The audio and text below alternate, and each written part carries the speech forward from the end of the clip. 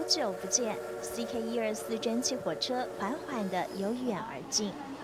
坐下来好不好？都请大家再坐下来，我们工作人员。蒸汽弥漫整座山城，魅力不减当年。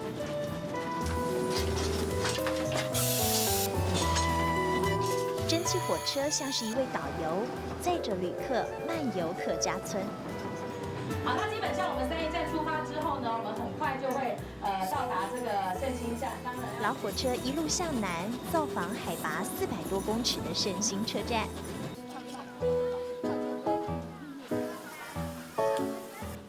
高耸的纪念碑炫耀这里是台铁最高的车站。月台屋檐是日本虎牙式的建筑风格，取其趋吉避凶。它背后就是关刀山，会伤害到一些就是可能我们周边的环境哈或者居民。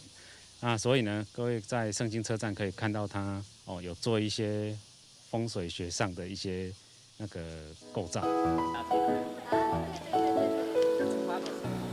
群山环绕，古朴和现代交错，是车站迷人之处。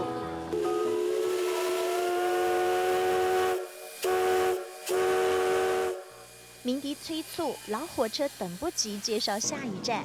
时速25公里往南而行，一旁龙腾断桥已经进入眼帘，这是台湾铁路艺术的极品。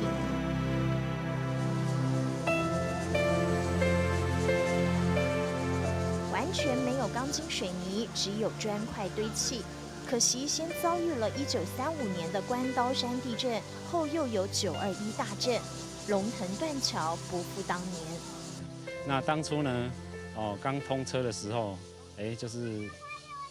就台湾铁路的桥梁来讲，算是最漂亮的一座桥。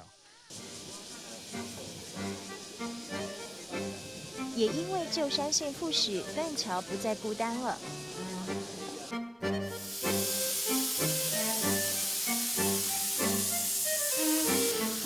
鸣笛声响彻云霄，车轮翻转，也转动了山城观光。火车快飞，承载了童年时光。鸣笛呜呜，蒸汽团团，构筑了浓浓客家风情。